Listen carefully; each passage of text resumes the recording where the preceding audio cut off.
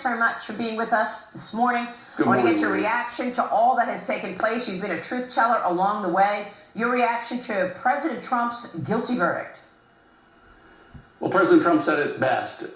This was rigged. It was rigged from start to finish. It was rigged from top to bottom. There was a rigged prosecutor.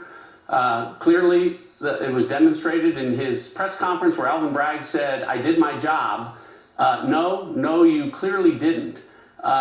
No state prosecutor has ever charged federal election laws as a state predicate crime. Not in New York, not in Texas, never, anywhere, not in the 250-year history of our country. You add to that a rigged judge. Look, this judge's bias against Donald Trump and how he ended up with all of the Trump cases is one issue. But beyond that, you know, his instruction to the jury in this case is also something that has never happened before, as far as I'm aware, in the history of this country. He told a criminal jury, your verdict against this defendant does not need to be unanimous. You can choose from any number of things that I'm going to give to you that you can find the president did wrong, and even if it's not unanimous, you will find him guilty. And that's what happened.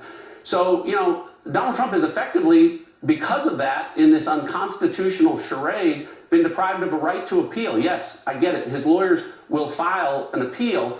But how do you appeal a case when no one in the country still knows what the underlying predicate crime he was convicted of? So all of this shows how out of bounds this was, how ridiculous this was, how rigged this was. Judge Merchan and Alvin Bragg know that it was rigged, but they don't care because they think that they got what they wanted, which is to label Donald Trump a convicted felon. But Maria, it sure doesn't seem like it's working, not with the American people. They know it's rigged, and they know who likely rigged it. Well, you're talking about rigging, you're talking about election interference, the president's talking all the time that all of this is just because they want him to get out of the race and interfere in the election. When is interference fraud? I mean, Eric Trump just said there's voter fraud. Everyone knows it. How do you cross the line? When is election interference election fraud? And what are the consequences for that? Right. Well, clearly, this is election interference. These facts are not debatable, Maria. What happened in this case is that after Donald Trump announced he was going to run for president, 4 different sets of prosecutors went to Joe Biden's White House to meet with Joe Biden's lawyers and his Department of Justice. From Georgia, from New York, Letitia James, Jack Smith, shortly before he brought his indictments, and of course, Alvin Bragg, who not only met with Joe Biden's lawyers in the White House, he took one of Joe Biden's lawyers from the Department of Justice to have him bring this case. So, you know, all of these people in all of these jurisdictions, Maria, are proxies of the Biden White House. All of these indictments brought in 4 different jurisdictions by lawyers who met with Joe Biden's lawyers.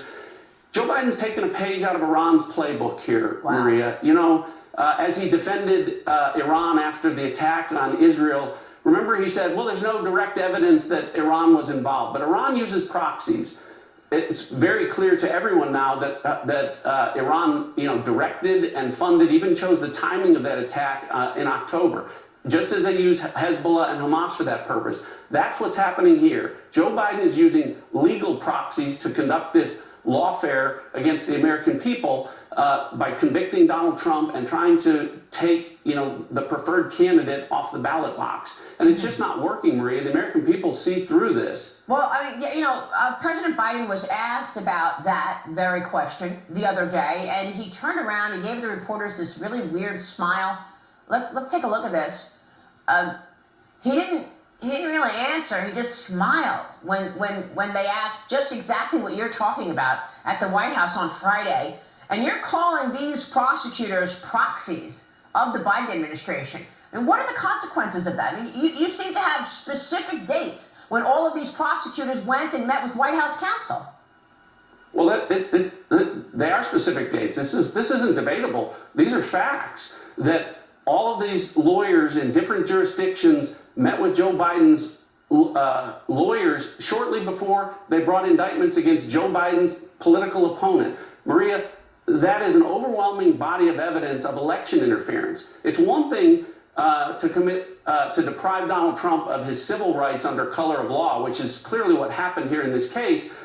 But if you attempt to oppress anyone's right to vote, take away anyone's right to vote, as they've done to Donald Trump here, you've committed election interference under Title 18 or Title 52. And, again, the Biden Justice Department isn't going to investigate itself for its complicity here. But when Donald Trump is elected 47th President of the United States, the American people are going to want this to be investigated, because very clearly seems to be overwhelming evidence of election interference by the Biden administration. Well, you could also say that about Anthony Blinken creating that letter, which was hiding information from the public, including, James Clapper and John Brennan signing the 51 person influence letter to say that the laptop was Russian disinformation. Well, Maria, you already pointed out the irony of 4 years after the Trump administration officially told you that Hunter Biden's laptop was not Russian disinformation, the Biden administration, through their Justice Department, now has to authenticate that laptop in a case against Joe Biden's son. The irony there is rich, but the most important thing is this, Maria. By authenticating that laptop and acknowledging that it's true, what are the consequences of that? Right? Because what Alvin Bragg said, and what the White House has now endorsed in saying that this was a legitimate conviction of Donald Trump, was Alvin Bragg said the crime here was that Donald Trump hid damaging information from the voting public during the 2016 presidential election. So what about all the people that hid damaging information in the form of the laptop during the 2020 election? That includes Joe Biden. That includes his Secretary of State, Anthony Blinken. That includes John Brennan and James Clapper and the 51 former intelligence officials who, Maria, sent that letter out after the Trump administration officially, through me as DNI and through the Department of Justice and the FBI, all acknowledged that this was not Russian disinformation. Yeah. There should be an investigation, and there should be consequences of that. And the way for that to take place is for Donald Trump to be elected. Real quick, as a lawyer, as a former U.S. attorney, what are the restrictions that President Trump will have to face now? What are you expecting from the sentencing on July 11th? Well, everything's been unprecedented up to this point in time. Right. There's no basis to impose any criminal actual sentence. So is it possible that they'll do that to keep him off the campaign trail? Yes. It's also possible that they'll say, well, gosh, we could do all these things to Donald Trump, but we're just going to put him on probation, give him a fine, give him a break to show that how fair we are. Because, as I said, Maria, what they want is the label of convicted felon. Right. But you know what? The response to that from the American people is, we know you're lying. We know that that's not true. He raised $50 million from the American people in 24 hours. Right. And the polls show that the American people increasingly want Donald Trump, and they don't want Joe Biden, because America is in crisis right now, and they know that they need a tough SOB. They don't need someone that's weak and cowardly. And there's only one guy running for president right now who's tough enough to take this on and stand up to that, and that's Donald Trump. Okay. We'll